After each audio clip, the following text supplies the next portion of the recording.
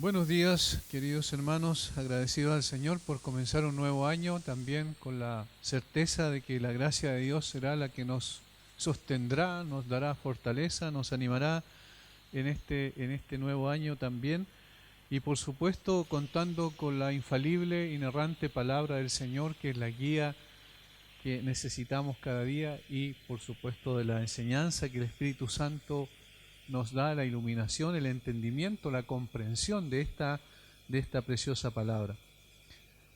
Quisimos exponer un tema distinto al que veníamos dando en cuanto a la serie de Job antes de que terminara el año, es decir, la última exposición, la última predicación del año fue de Hebreos 11, y también la primera predicación de este nuevo año lo vamos a hacer en el libro de Hebreos, y luego vamos a retomar nuevamente nuestra serie de Job. Y quise hacerlo esencialmente de esta manera porque Hebreos 11 nos presenta un desafío de la confianza, del crecimiento de la fe, de la madurez de la fe, de la necesidad de poder depender mucho más del Señor y poder ser consecuentes con esa fe, porque eso es lo que nos enseña Hebreos 11. La fe son acciones concretas, no solo es un asentimiento intelectual a algunas verdades importantes que sabemos de las Escrituras, sino que tiene que ver con acciones, con reacción de parte del creyente en cuanto a su confianza en el Señor.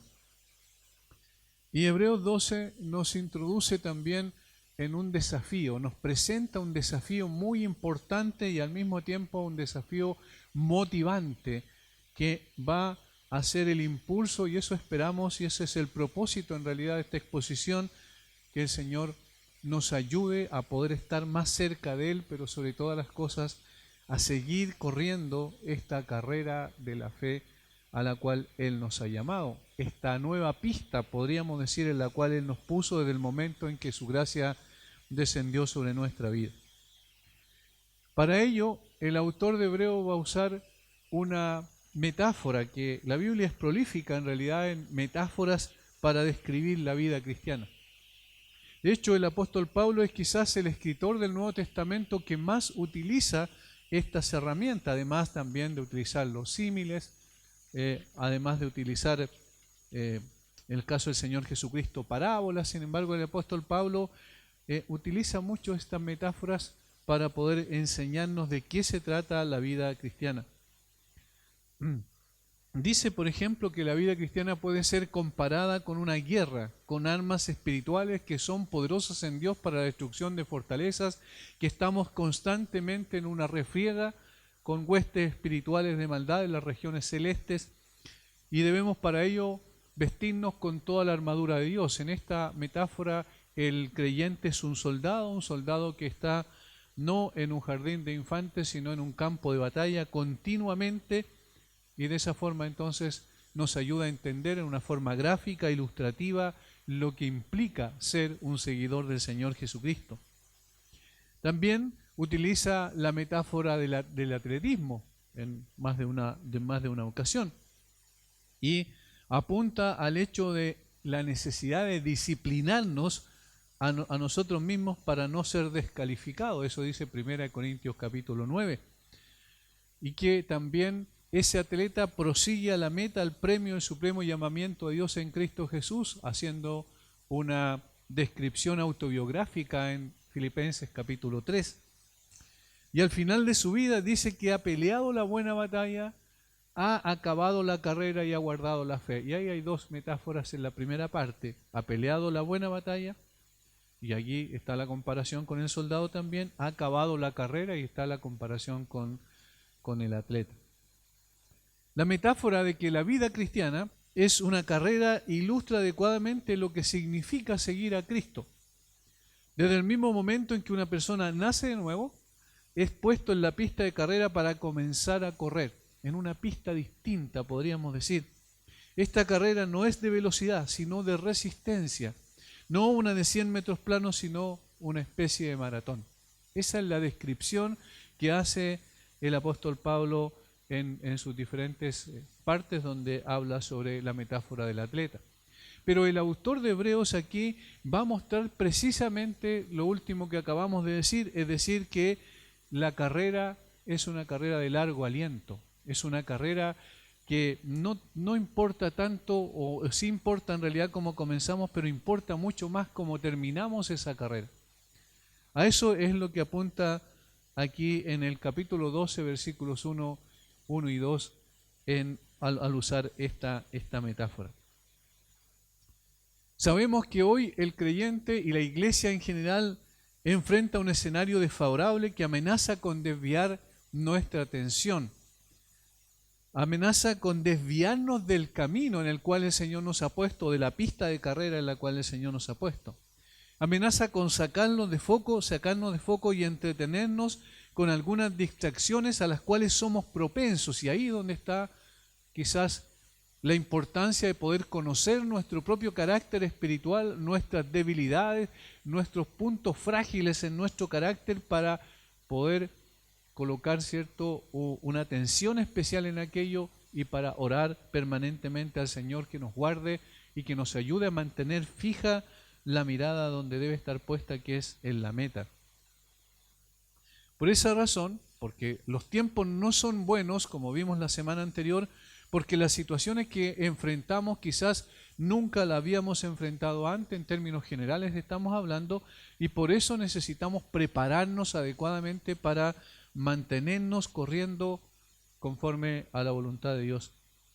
Necesitamos enfocarnos correctamente y correr con paciencia la carrera que tenemos por delante. Eso es lo que dice literalmente el autor de Hebreos.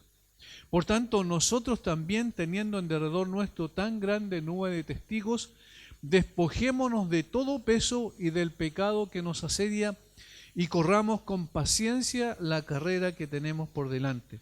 Puesto los ojos en Jesús, el autor y consumador de la fe, el cual por el gozo puesto delante de él sufrió la cruz, menospreciando lo oprobio, y se sentó a la diestra del trono de Dios. Si ponemos estos versos de Hebreos capítulo 12, versículos 1 y 2 en contexto en toda la carta, observamos que esta exhortación, quiero decir, viene a ser la quinta en toda la carta. En el capítulo 11 hay una descripción de lo que significa la fe a través de mirar retrospectivamente la historia y ver cómo desde el principio los hombres en los cuales el Señor les dio este don especial de la fe actuaron consecuentemente con ella, de tal manera que hay una descripción de lo que implica la fe, qué es lo que significa en la práctica la confianza absoluta en Dios. Y ahora entonces, en los versículos 1 y 2 y en adelante, viene la parte exhortativa. Primero descriptiva, capítulo 11, luego capítulo 12, exhortativa. Todas las anteriores exhortaciones, las 4 anteriores y esta incluida, tienen un solo propósito, que era, en el caso puntual de los receptores inmediatos de la carta, frenar la amenaza de deserción de los cristianos al regresar al judaísmo. Eso era contextualmente para los primeros que recibieron o leyeron esta carta. El autor alcanzó una maravillosa urgencia en sus palabras y argumentos. Las grandes exhortaciones exhiben su propósito por escrito, y de todas las consideraciones extraídas de su historia y de sus escrituras tenían un solo propósito, a saber, mantenerlos en la fe, como dice más adelante Judas, a la fe una vez dada a los santos. Este es sin duda el propósito del autor inspirado por el Espíritu Santo, y también corre para nosotros hoy. Aunque las circunstancias sean distintas, hoy no luchamos con el peligro de volver al judaísmo, pero hay muchas otras distracciones que nos pueden sacar de foco y desviar del camino. Y esto es peligroso. El peligro no es el judaísmo, pero sigue siendo el hecho de que podemos ser seducidos por otras cosas para alejarnos de Cristo. Y por tanto es pertinente para nosotros en el día de hoy. No estamos hablando simplemente de un estudio, de un conocimiento intelectual, de un asunto histórico que ocurrió con la primera iglesia, sino que estamos hablando de principios que son importantes que nosotros podamos practicarlos en el día de hoy. La analogía que se presenta en esta exhortación es entre una carrera a pie, como las que vieron en los grandes Juegos Olímpicos o los Juegos Ístmicos, que se daban también en esos tiempos, que se desarrollaban en Corinto, estos últimos, y los otros en Atenas. Y la carrera de la vida es una comparación entre estos juegos y la carrera de la vida, la carrera de la fe, la carrera de la vida cristiana. Por tanto, si nosotros vemos bien el versículo 1, la frase esencial, central, que domina todo el pensamiento es esta: corramos con paciencia la carrera que tenemos por delante. Corramos con paciencia la carrera que tenemos por delante. Hay una descripción metafórica de lo que significa la vida cristiana. Esta carrera de la fe requiere de toda nuestra atención, dedicación y perseverancia. Y eso es lo que nosotros vemos en los Juegos Olímpicos, en las carreras de largo aliento y también como las carreras, ¿cierto?, de distancias más cortas, tienen este requerimiento de parte del corredor: dedicación, perseverancia y atención. Tiene que tener fija la mirada en la meta, tiene que tener una disposición de poder adecuadamente correr con el fin de alcanzar el objetivo. Tiene que perseverar. No admite ningún distractor en el proceso. Es una carrera que presenta un desafío constante. En ella el creyente no es un espectador pasivo, sino un corredor activo. En ella el creyente no está en la gradería, sino que está en la pista. La palabra traducida por carrera es agón, de la cual viene nuestra palabra agonía, por lo que el mismo significado de la palabra lleva a nuestra mente al esfuerzo que se requiere para correr esta carrera. Es un trabajo arduo, no se trata simplemente de sentarse y esperar ser llevado, ¿cierto?, en esta carrera en andas para llegar a la meta, sino se trata de que nosotros desplegamos todo nuestro esfuerzo, nuestra dedicación, nuestra disposición, nos acercamos al Señor, dejamos que Él nos guíe, pero también obedecemos consecuentemente a su palabra, y en la medida en que más obedecemos, más cerca estamos también de esa meta, más progresamos en la carrera. El creyente no está en un jardín de infantes, como dijimos, sino en un campo de batalla, si lo comparamos con la metáfora del soldado. Y si atendemos a la metáfora de la carrera, no está disfrutando pasivamente un espectáculo deportivo, sino que está en la pista corriendo una carrera de largo aliento que requiere de toda su dedicación y consume hasta la última gota de sus fuerzas. Por eso la palabra agón describe correctamente lo que significa la vida cristiana. Esta misma palabra, ¿cierto?, es la que utiliza Lucas cuando habla de que el Señor Jesucristo estaba en Getsemaní en agonía. De tal manera que, hermanos, es un desafío para nosotros el entender que la carrera cristiana en la cual el Señor nos ha puesto es una carrera de largo aliento que requiere todo nuestro esfuerzo y dedicación y todo el sacrificio que sea necesario para progresar en ella. Ahora, hay una cualidad de carácter especial que se menciona en cuanto a la carrera propiamente tal, y es la de paciencia. Es necesario que el corredor corra con paciencia para tener éxito. La palabra bien puede ser traducida perseverancia, porque esta es la intención del autor al exhortar a sus oyentes a correr la carrera de la fe. Implica una determinación de proseguir a pesar de los obstáculos y dificultades que encuentran en el camino. No es tan importante cómo comenzamos, como dije, la carrera, sino cómo la terminamos. Algunos comienzan con todos los bríos, deseosos de gastarse para el Señor, pero a poco de andar ya no tienen las mismas fuerzas porque encuentran ciertos obstáculos en el camino que lo hacen desistir, no seguir adelante como al principio. Es precisamente para que esto no ocurra que el autor de la carta está haciendo esta exhortación. Contextualmente, los judíos a los cuales les escribe, que habían puesto su fe en el Señor Jesucristo, estaban dudando respecto a volver otra vez a las mismas tradiciones, a las ceremonias del pasado, a aferrarse del cumplimiento de la ley de Moisés como algo necesario para poder ser verdaderamente aceptados por Dios cuando ya habían sido aceptados en Jesucristo.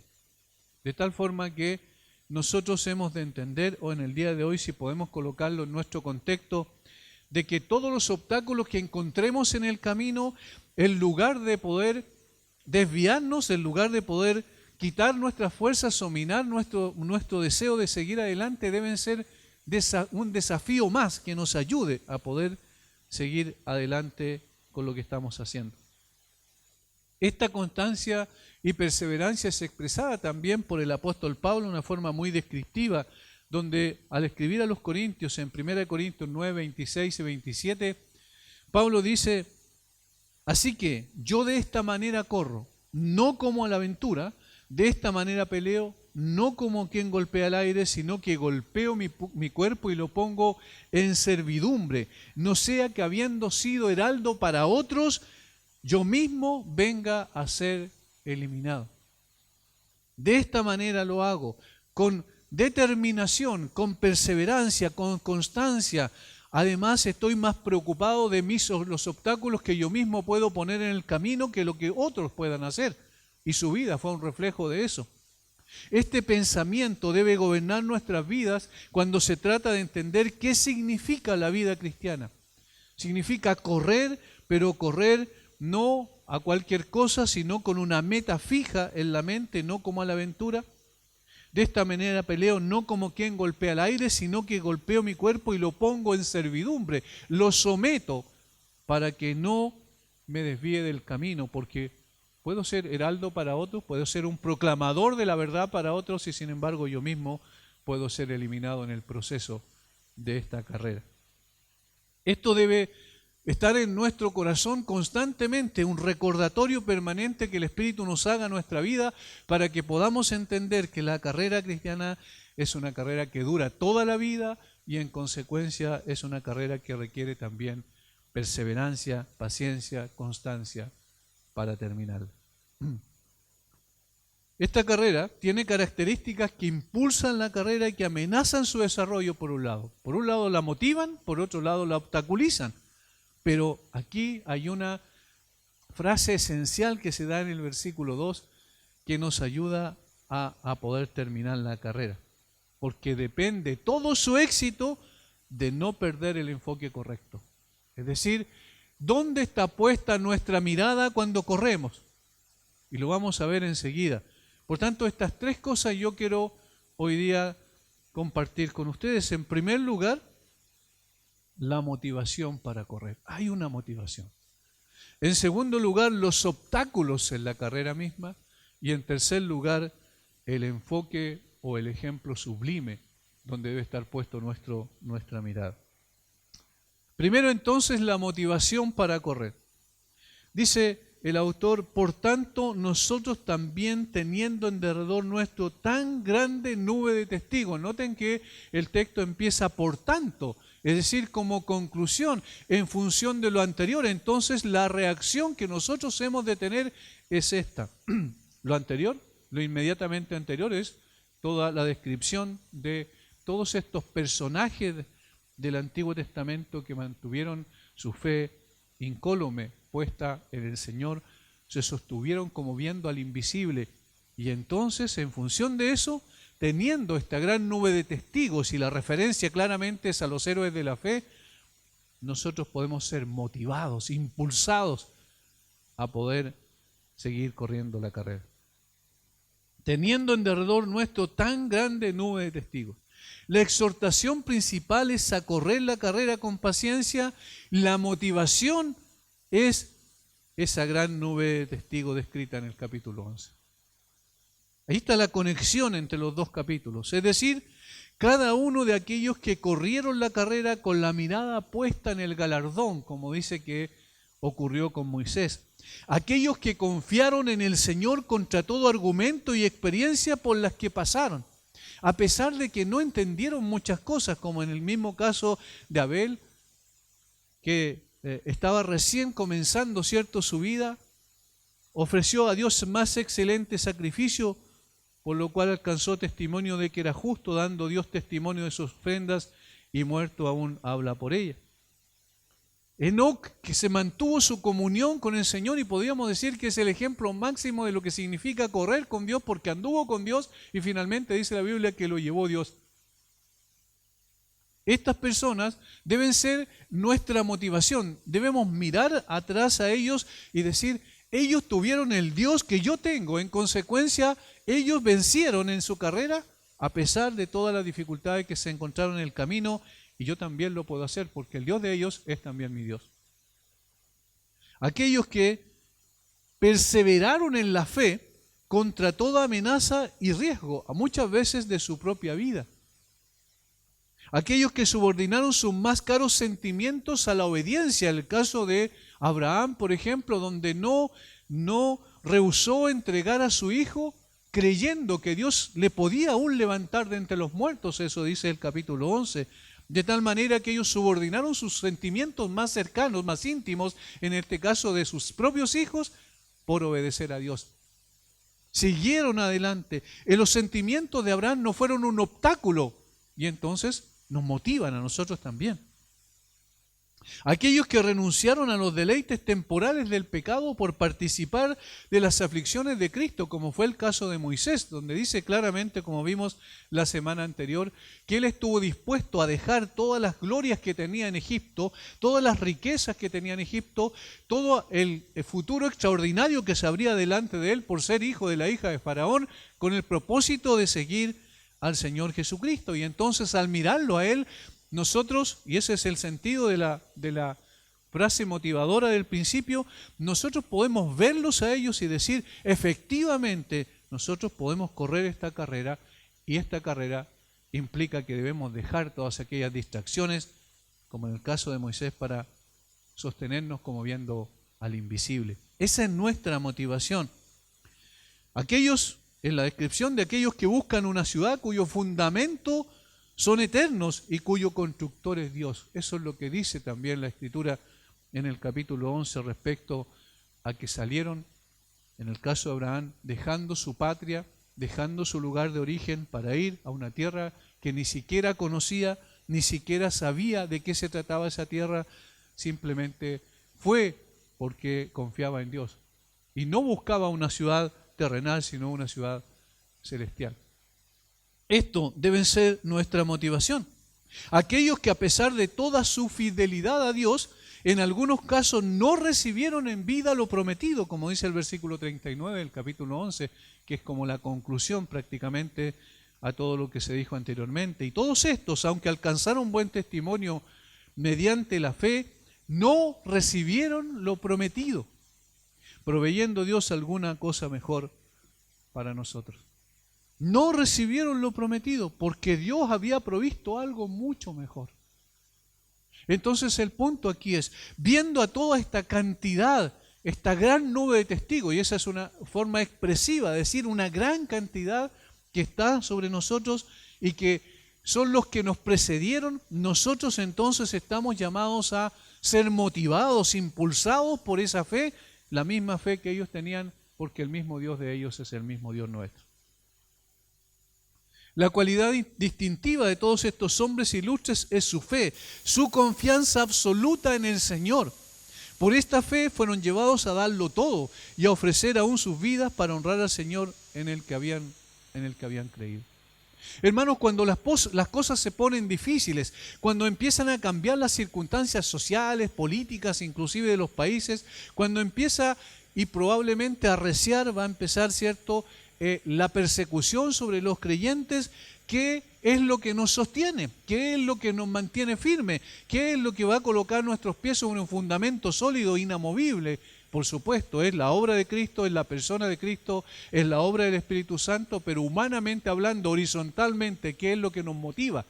Aquellos que nos precedieron. Aquellos que mantuvieron su fe incólume a pesar de las dificultades, a pesar de los múltiples obstáculos que encontraron en el transcurso de su carrera. Del mismo modo, entonces, aquí el autor de Hebreos está diciendo, ustedes deben correr como ellos. Esa es la exhortación. Ustedes deben correr como ellos. Imiten su fe. Ahora, aquí hay opiniones distintas de los teólogos respecto a si la metáfora alcanza para lo que ocurría en los Juegos Olímpicos, donde habían espectadores que eran los que estaban alentando a los que corrían en la carrera. Si esta metáfora se puede hacer la comparación y la aplicación espiritual en este sentido. Es decir, si aquella nube de testigos, aquellos que nos precedieron en la fe, lo del capítulo 11, en realidad están en las graderías, están impulsando, motivándonos, diciéndonos, alentándonos a correr, o en realidad somos nosotros los que los vemos a ellos, y al verlos a ellos, nosotros podemos motivarnos a seguir adelante al ver su fe y la fidelidad del Dios en el cual habían confiado. Hay dos posibilidades aquí entre los teólogos, y por supuesto que la primera no es la más apropiada. Es decir, no es que signifique que los creyentes que ya están en la gloria con el Señor están mirándonos a nosotros y viéndonos como nosotros corremos la carrera. No, no, no. Somos nosotros los que estamos mirándolos a ellos retrospectivamente en la historia para imitar su fe. Ese es el sentido. Y esto es lo segundo, lo que acabo de decir me parece a mí lo que más es consistente con el texto, porque nunca en el resto de las Escrituras se ve que los creyentes que ya están con el Señor están viendo lo que pasa aquí en la tierra. Eso no podemos deducirlo de las Escrituras. Por eso, como alguien escribió, ellos son testigos para Dios, no para nosotros. Son ejemplos, no observadores. Han probado con su testimonio que la única vida que vale la pena vivir es la de la fe. Y entonces al estudiar sus vidas, nosotros vamos empapándonos de ese mismo sentimiento. Este es el propósito. Nosotros somos motivados a seguir la fe que ellos tuvieron, y de esa manera entonces vamos creciendo, progresando en esta carrera. Vamos afirmando nuestras convicciones, vamos a decir, los músculos espirituales son tensados de tal manera que alcanzamos el máximo de esfuerzo en nuestra carrera y en consecuencia también el máximo progreso en la misma. ¿Cuál es la motivación, humanamente hablando, que tenemos estos hombres de antaño? Ahora, ¿cuál es la motivación que nosotros podríamos decir que esta nube de testigos se siguió agrandando? Todos los que nosotros vemos en la historia de la iglesia y que nos dan testimonio de que en efecto fueron personas que estuvieron dispuestos incluso a dar su vida para seguir con el Señor y seguir corriendo esta carrera hasta el último día y segundo de sus vidas. Esto es lo que nos motiva. Hermanos, en otras palabras, ustedes no están solos corriendo, ustedes tienen precedentes. Hombres como ustedes, mujeres como ustedes, que hicieron esa tarea de una manera preciosa, confiando en el Señor, descansando en Él, pero siendo consecuentes con la fe que habían profesado. Ellos no nos miran a nosotros, por el contrario, nosotros debemos mirarlos como ejemplos de lo que significa seguir al Señor. ¿Qué significa seguir al Señor? Aquí hay ejemplos vivos de personas reales, de personas que también estuvieron sujetos a pasiones, como dice el caso de Elías, Santiago en su carta universal, y sin embargo pudieron correr esta carrera de la fe y llegar al final siendo victoriosos.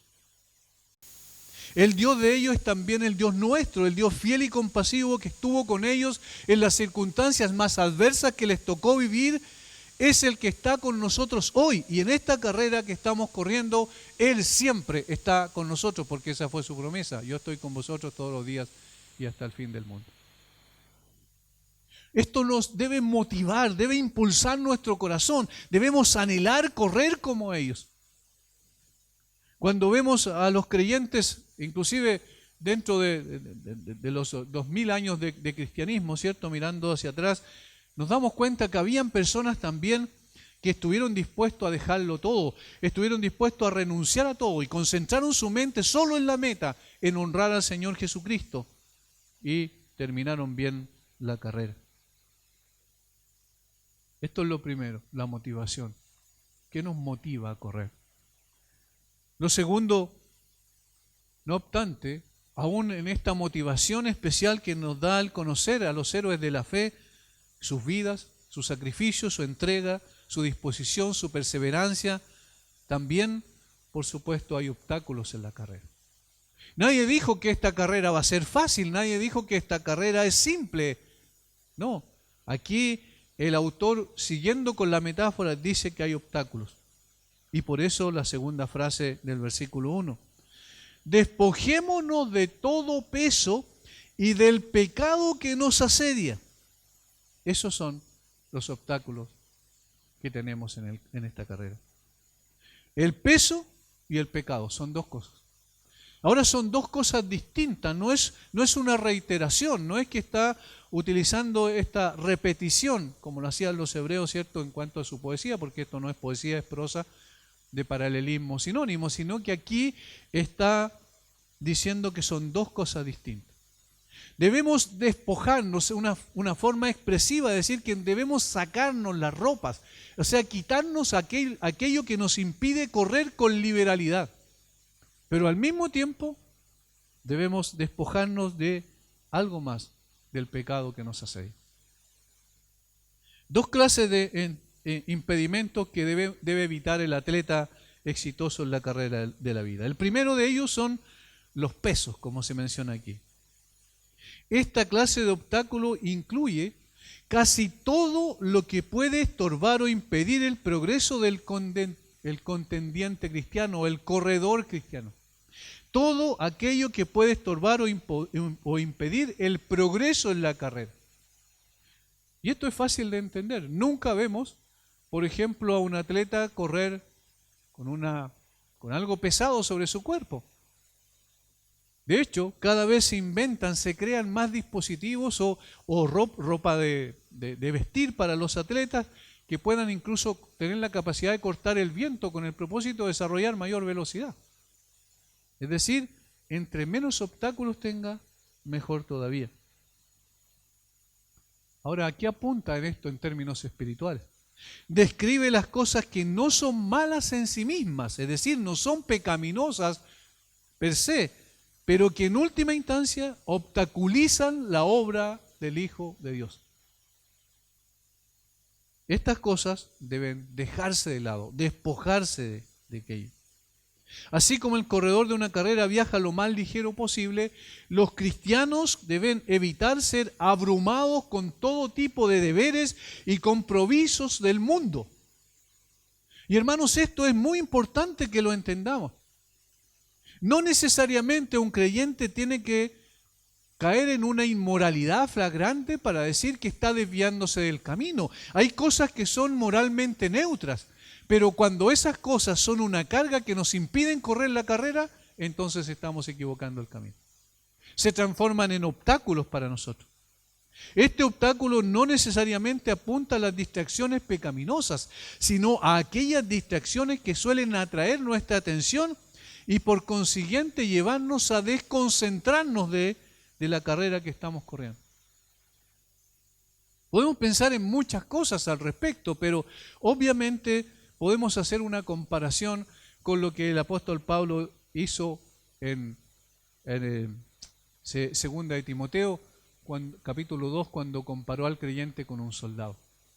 Y dijo, nadie se enreda en los negocios de la vida, nadie que milita bien se enreda en los negocios de la vida. Y este es el mismo sentido aquí. Nadie que corre la carrera importante de la vida cristiana va a estar poniendo su atención en otras cosas que lo distraigan de esto.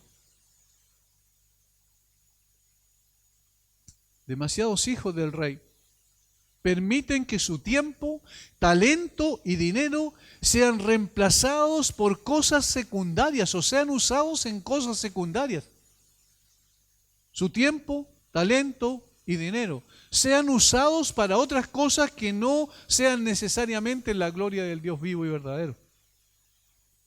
Estas cosas se deben reconocer como peso. Debe haber un reconocimiento sincero primeramente en nuestra vida y hacer una evaluación primeramente para luego que venga el reconocimiento, y la evaluación tiene que hacer ciertas preguntas.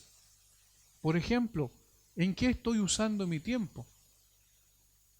¿En qué estoy usando el tiempo libre que me queda?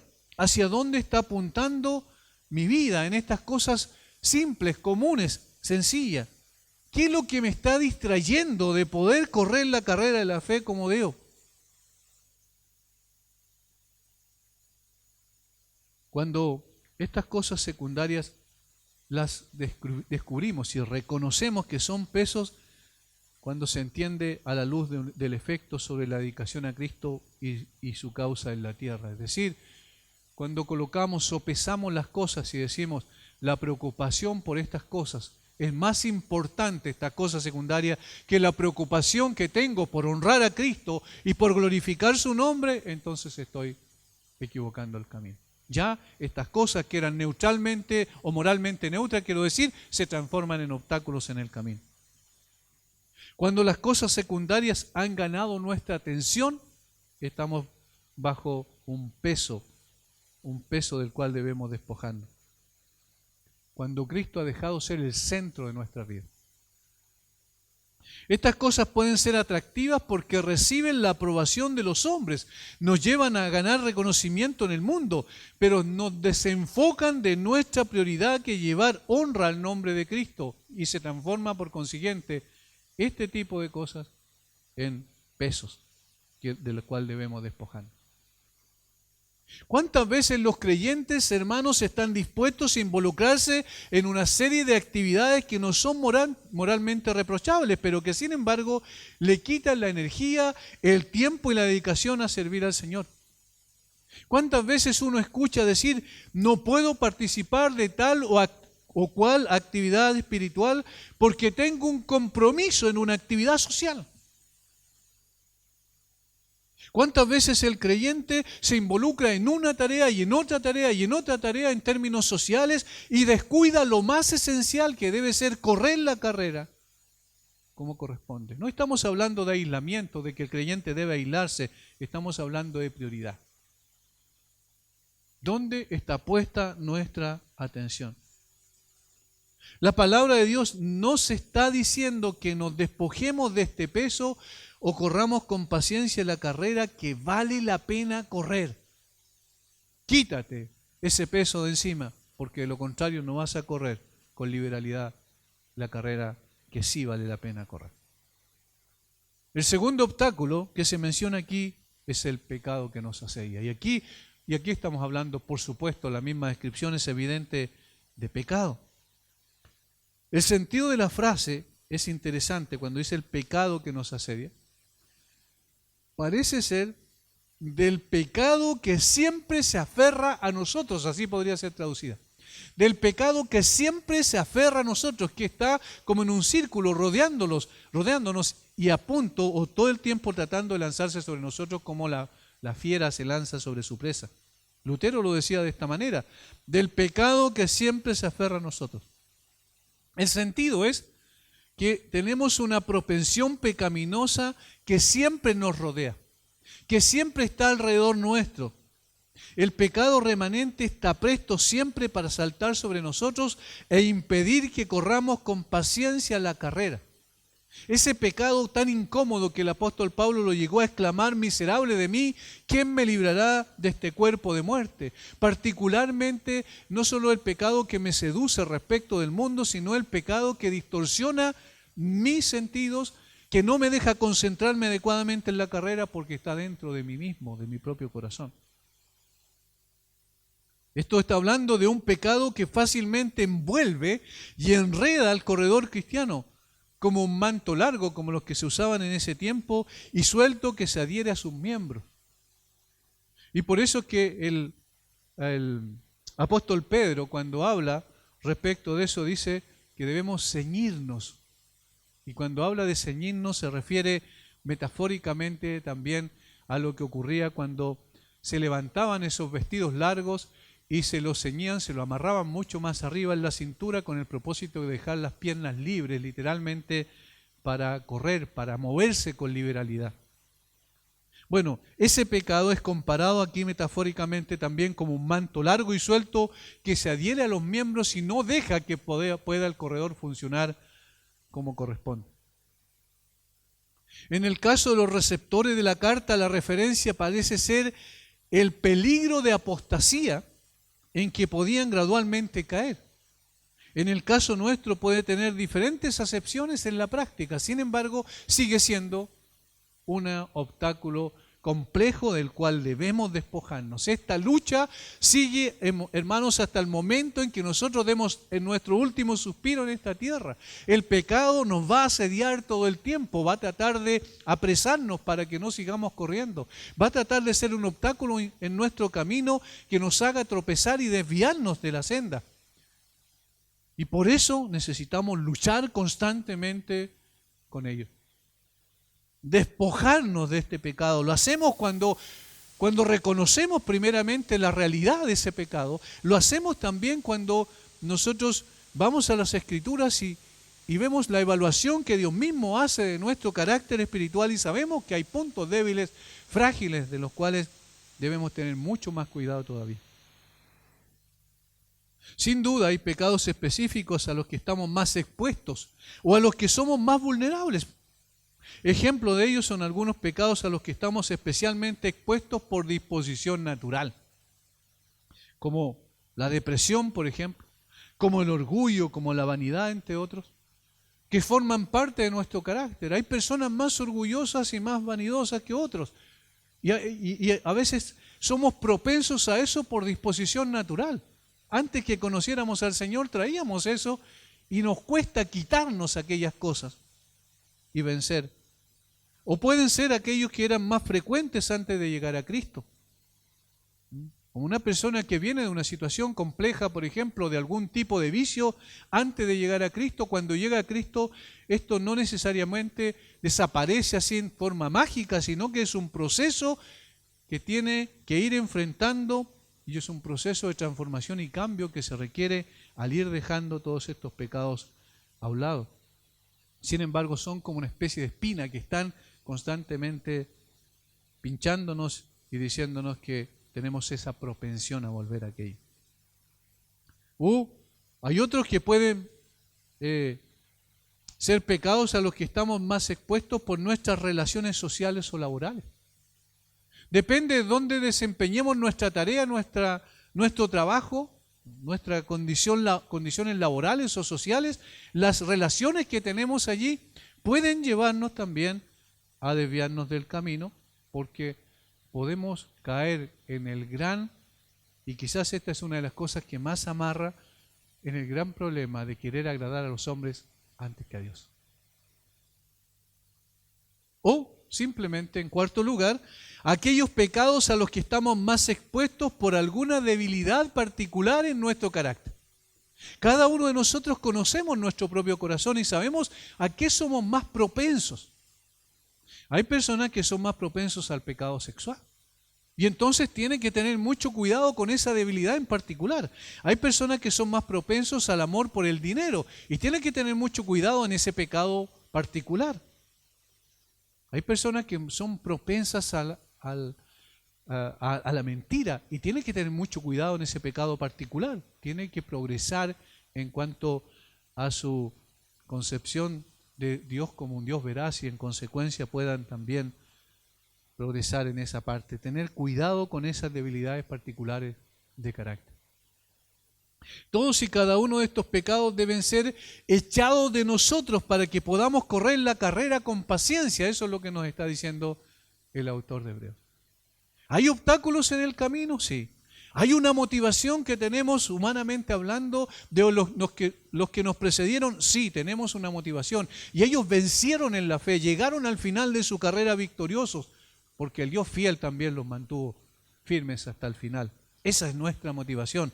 Pero tenemos también el reconocimiento, tenemos que reconocer que hay obstáculos en el camino, difíciles de salvar muchas veces, que tienen que ver con cosas no necesariamente pecaminosas, pero que son un peso, y cosas que sí son pecaminosas y que todavía nos quieren apresar, nos asedian, nos aflige. Está todo el tiempo, permanentemente hasta el final de la carrera, este obstáculo delante del camino. Ahora, aquí es como el clímax de todo lo que viene diciendo el autor de Hebreos. Aquí está diciendo, hay un ejemplo sublime, Uno mucho más alto que el ejemplo de los hombres que nos motivan, claro que nos motivan, pero este ejemplo es el ejemplo de la persona más maravillosa que ha pisado la tierra alguna vez, del gran Señor y Salvador que vino desde el cielo, se humilló a sí mismo y vino a esta tierra con el propósito de dar su vida por nosotros, puestos los ojos en Jesús, el autor y consumador de la fe. Si tenemos presentes las dos primeras verdades que aquí están dadas respecto a correr la carrera, la motivación y los obstáculos, pero no tenemos un enfoque correcto hacia la meta, hacia dónde debe estar puesta nuestra mirada, estamos equivocando el camino. ¿Cómo podemos correr con paciencia la carrera puesto los ojos en Jesús? ¿Cómo podemos vencer los obstáculos que amenazan con debilitar nuestras fuerzas o desviar nuestra atención de la carrera puesto los ojos en Jesús? Allí está el estándar de nuestra fe. Él es el objeto de nuestra fe. Nuestra confianza y esperanza están solo y exclusivamente en Él. Debemos permanecer mirando a Jesús todo el tiempo y en todo momento. Tener la mirada fija en la meta es imprescindible para todo corredor. Nunca perdamos el enfoque. Mirar hacia un costado o mirar la pista puede llevar al corredor a perder la carrera porque pierde su concentración y olvida su motivación principal por la cual está corriendo. ¿Por qué estamos corriendo? ¿O para qué estamos corriendo esta carrera? Estamos corriendo esta carrera para que el Señor que nos salvó sea honrado por medio de nuestras vidas. Para parecernos más a Él, para reflejar mejor a Cristo en medio de un mundo en tinieblas. Estamos corriendo esta carrera porque Él es el que nos precedió. Él es el que va delante de nosotros. Él es el que nos dice qué significa la fe. El verdadero sentido y significado de la fe está en Jesús.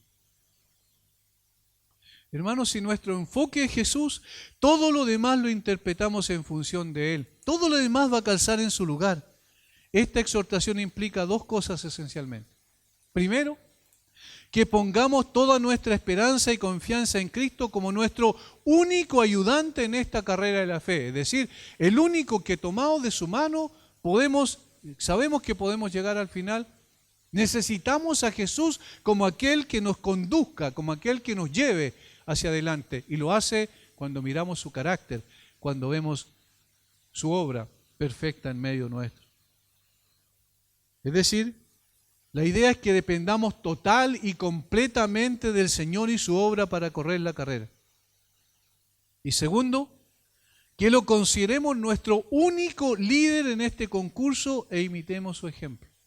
Es decir, que sea el ejemplo sublime, el estándar perfecto que podamos imitar, buscando cada vez parecernos más a Él. Puesto los ojos en Jesús. Como un estímulo adicional para hacer esto, el autor de la carta nos exhorta a mirar al Salvador. Y esta mirada no solo tiene que ver con una mirada circunstancial o momentánea, cuando estamos en dificultades nada más, sino mirarlo siempre. Nunca perder de vista al Señor Jesucristo, que no nos pase lo que le pasó a Pedro, que cuando desvió la mirada de Jesús se hundió en las aguas del mar de Galilea. Debemos mirar a su vida santa, perfecta.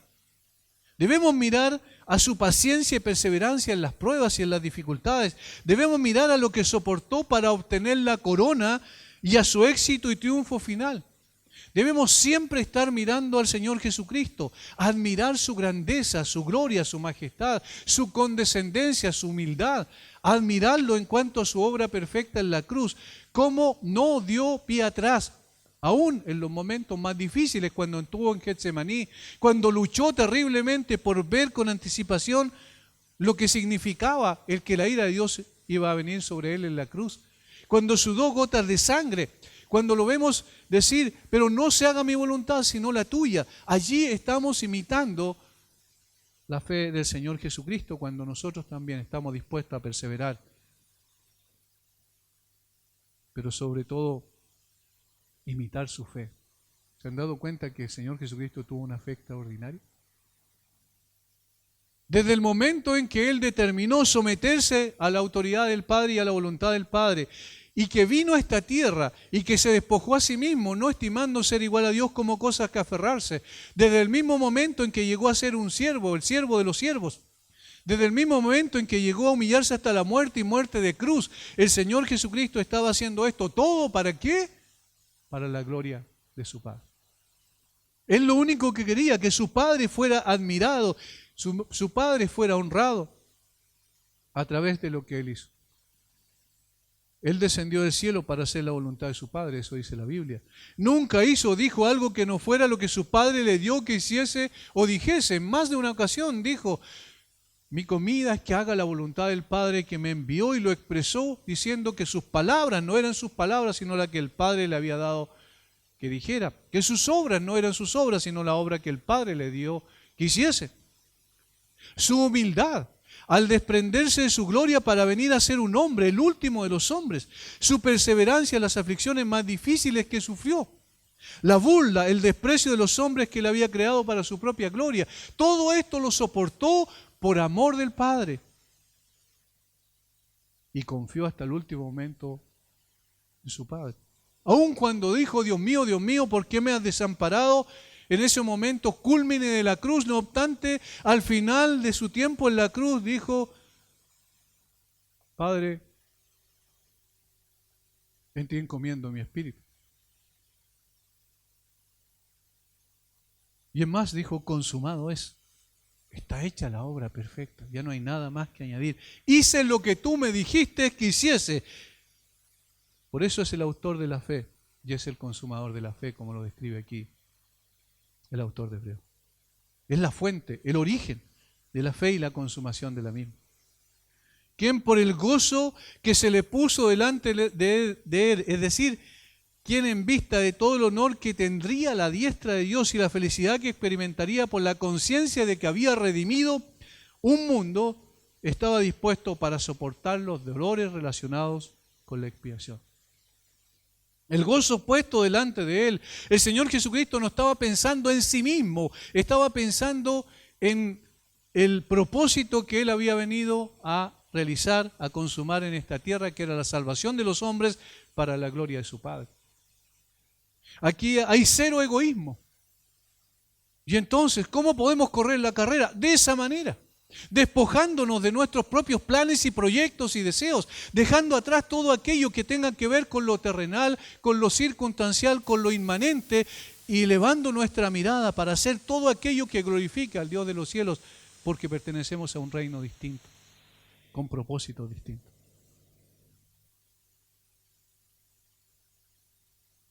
Despreciando la vergüenza, dice, o despreciando la cruz. Sufrió la cruz menospreciando la vergüenza o el oprobio. Esto significa que él hizo caso omiso de la ignominia de este tipo de muerte, la cruz. Es difícil para nosotros ahora darnos cuenta de la fuerza de la expresión soportando la vergüenza de la cruz. Para nosotros es difícil en el día de hoy porque no tenemos como algo continuo, permanente, la muerte de esta manera. En nuestro contexto social, me refiero penal, como se entendía en la época del Señor y los apóstoles. Ellos sí entendieron precisamente lo que esto significaba.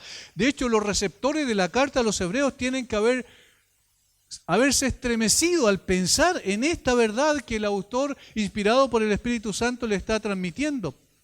Sufrió la cruz menospreciando el oprobio. ¿Cómo menospreció esa forma de vergüenza tan grande que significaba la cruz? Las visiones del mundo han cambiado en el día de hoy.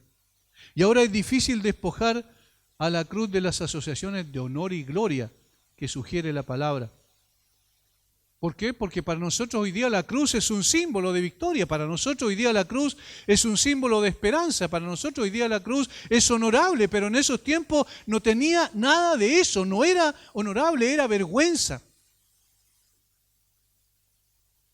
Hay un grado de deshonra que podemos atribuir en la historia mirando, por ejemplo, el tiempo de la Revolución Francesa, la guillotina, con Robespierre. Pero la ignominia de una muerte en la cruz fue mucho mayor que eso.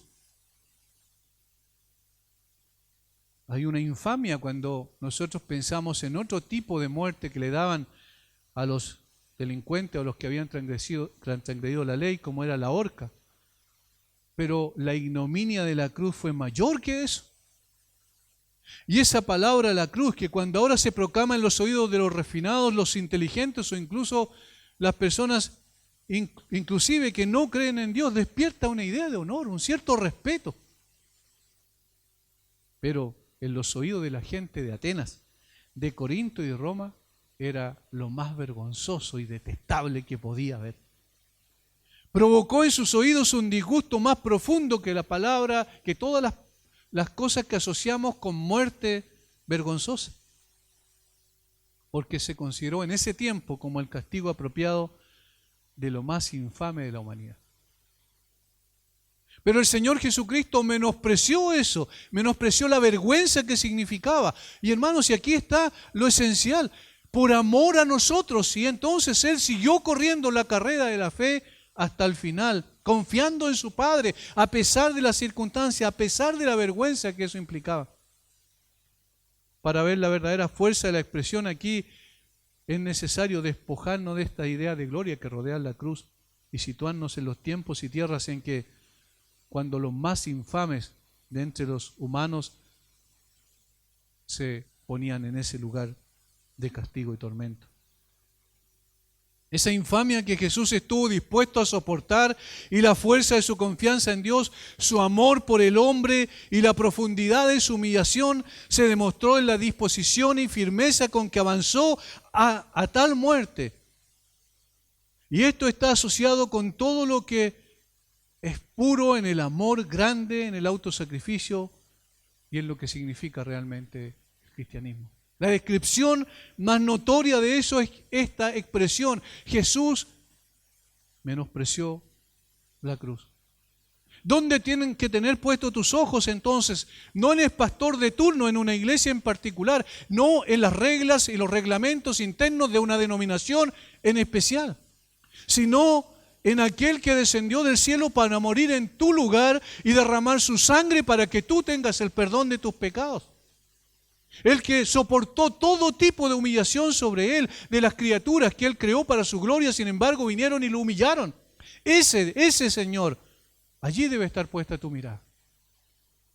Él nunca va a caer, siempre va a estar en su trono de gloria porque lo ganó a través del sufrimiento y la aflicción. Y allí es donde está apuntando entonces. La carrera va a tener sufrimiento y aflicción, probablemente nunca como en el caso de Jesús. Sin embargo, esto es lo que nos espera si seguimos proclamando la verdad. Esto nos espera si seguimos viviendo la verdad.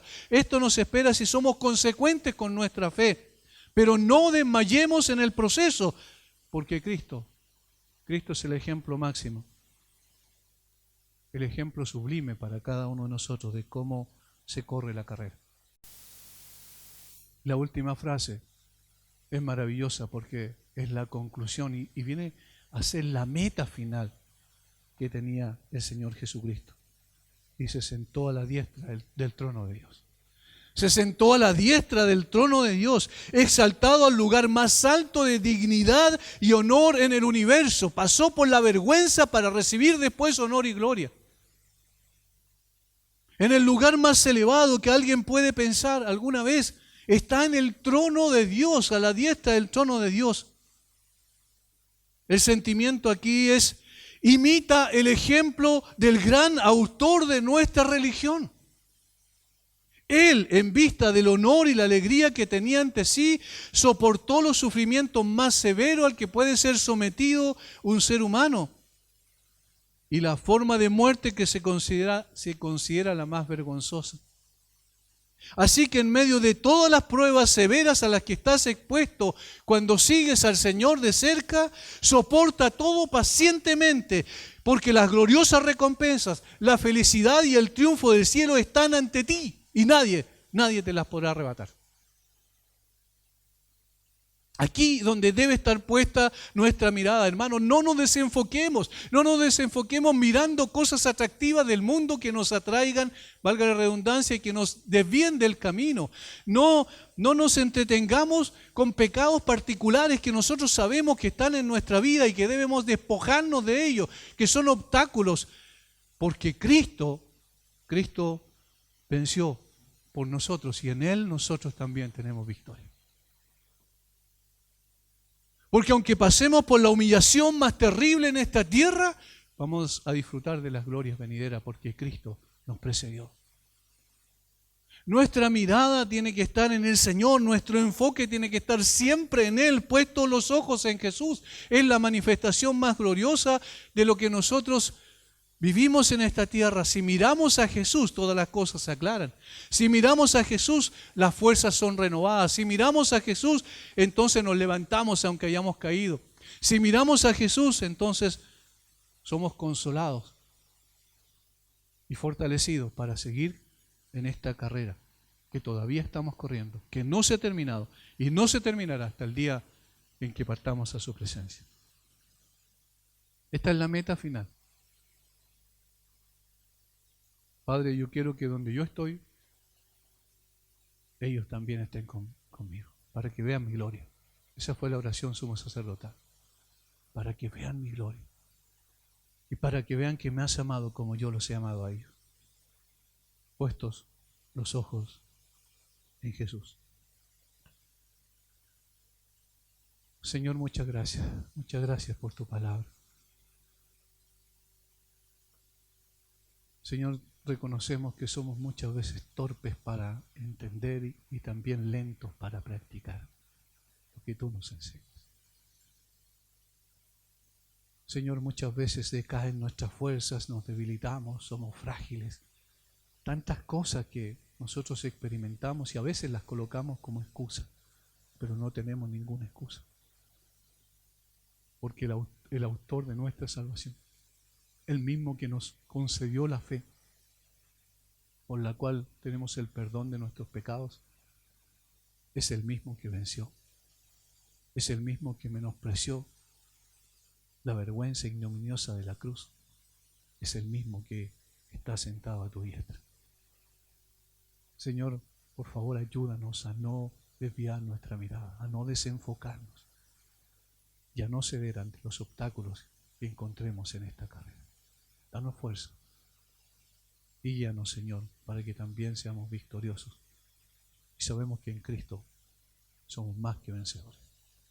Gracias por este tiempo, Señor. Bendice a mis hermanos y danos un año en que tu nombre sea glorificado por nosotros de una forma singular. Por favor, desafíanos y llévanos en este desafío de la mano, porque sin ti nada podemos hacer. Oramos en tu nombre.